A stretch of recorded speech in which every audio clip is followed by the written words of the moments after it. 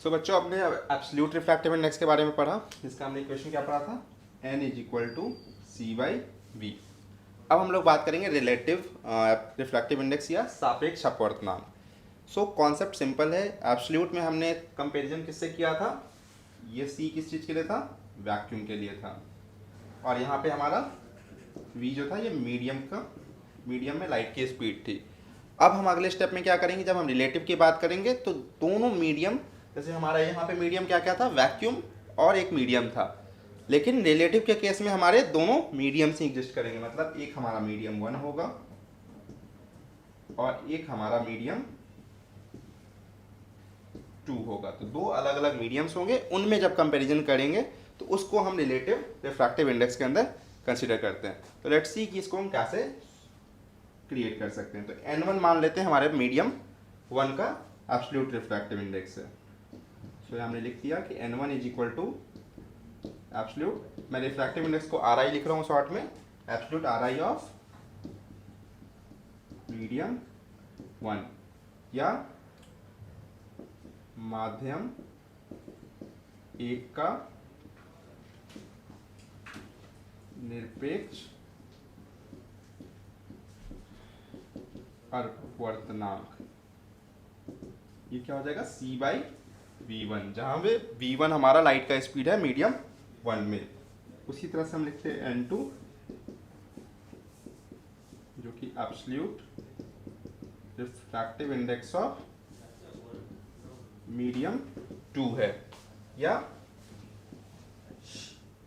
माध्यम 2 का निरपेक्ष अपवर्तनांक इसे कह सकते हैं। इसका फॉर्मूला क्या हो जाएगा, C बाई V2, जहाँ पे V2 हमारा मीडियम 2 में लाइट की स्पीड है। अगर मान लीजिए हम रिलेटिव रिफ्रैक्टिव इंडेक्स या सापेक्ष अपवर्तनांक निकालना चाहें माध्यम 2 का, माध्यम 1 के एस्पेक्ट में अगर आप निकालना चाहें कि हमारा रिलेटिव रिफ्रैक्टिव इंडेक्स क्या होगा, तो उसमें हम क्या करेंगे, जो हमारा बेस है वो हमारा हो जाएगा किसके रिलेशन में आप निकाल रहे हैं, किसके रिलेटिव में आप चीज़ों को निकालना चाह रहे हैं। तो हमारा बेसिक क्या है, माध्यम 1, किसके रेस्पेक्ट में निकालना था, माध्यम 1 के। तो हमारी इक्वेशन क्या आ जाएगी, C के बदले हम V1 यूज करेंगे कि वहाँ पे जो लाइट की स्पीड थी, और किसका निकालना है, माध्यम 2 का निकालना है, मतलब यहाँ पे हम V2 यूज करेंगे। फिर से मैं रिपीट करता हूँ, अगर हमें रिलेटिव रिफ्रैक्टिव इंडेक्स निकालना है तो हम सेम फॉर्मूले को भी यूज करेंगे, बस थोड़ा सा ट्विक करेंगे। यहाँ पे जब हमने रिफ्रैक्टिव इंडेक्स निकाला था तो वहाँ हमने मीडियम का वैक्यूम के रेस्पेक्ट में निकाला था, राइट।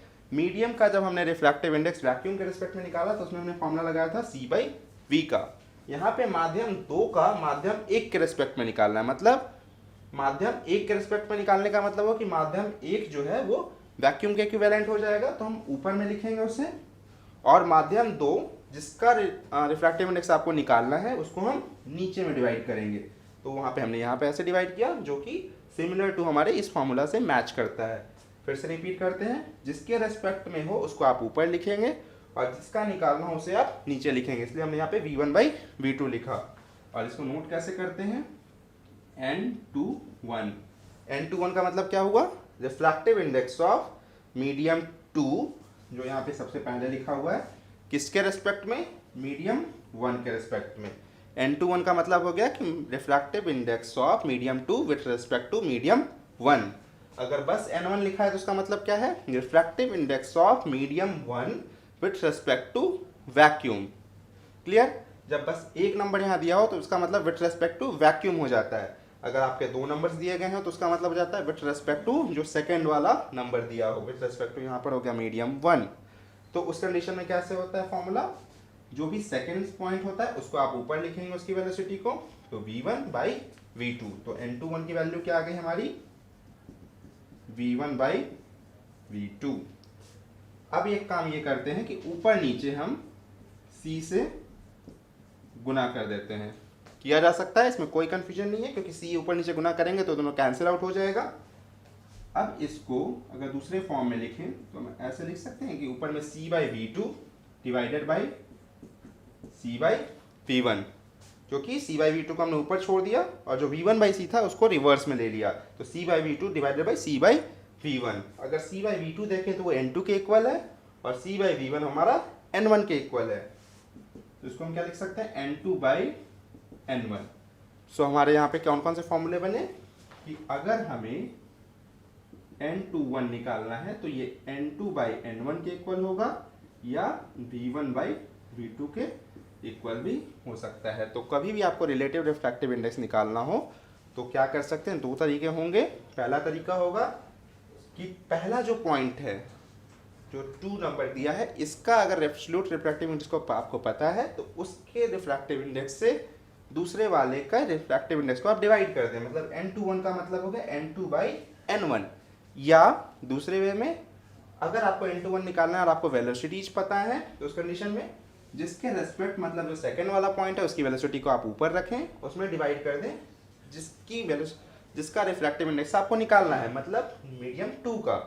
और इसको पढ़ेंगे कैसे, n21 का मतलब हो गया refractive index of medium 2 with respect to medium 1, और एब्सोल्यूट रिफ्रैक्टिव इंडेक्स का मतलब क्या हो गया, refractive index of medium 1 with respect to vacuum.